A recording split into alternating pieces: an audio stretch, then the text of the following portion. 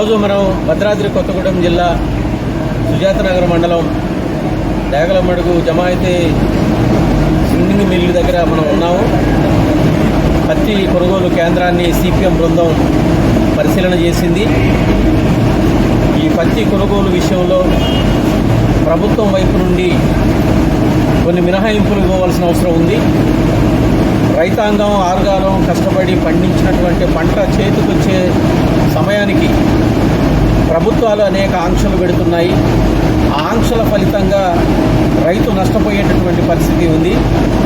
ముఖ్యంగా తేమ శాతానికి సంబంధించి 12% అనే స్లాబ్ పెట్టారు. అది కాకుండా 12 నుండి 20% పెంచాలి అని రైతులు కోరుతున్నారు. అది న్యాయమైనటువంటి కోరిక కూడా.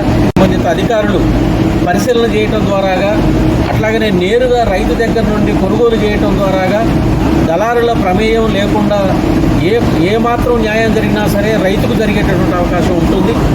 అలా కాకుండా దళారుల ప్రమేయంతో కనుక కొనుగోలు జరిగితే రైతు తీవ్రంగా నష్టపోయేటువంటి అవకాశం కనపడతా ఉంది.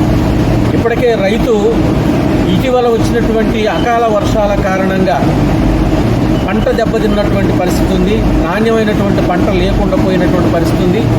ఈ ఉన్నటువంటి పంటను కూడా అనేక ఆంక్షలు పెడుతున్నారు. ఎకరానికి 7 క్వింటాలు అనే నిబంధన కూడా ఎత్తివేయాలి. అట్లాగనే తేమ శాతం 12 అని నిర్ణయిస్తున్నారు. దాన్ని కూడా ఎత్తివేసి 20% పెంచాలి. రైతు దగ్గర నేరుగా కొనుగోలు చేయడం ద్వారాగా ఎంతో కొంత రైతును ఆదుకోవడానికి అవకాశం ఉంటుంది. ఆ రకంగా ప్రభుత్వం రైతుని ఆదుకోవాలని సిపిఎం పార్టీగా మేము ప్రభుత్వాన్ని కోరుతాం.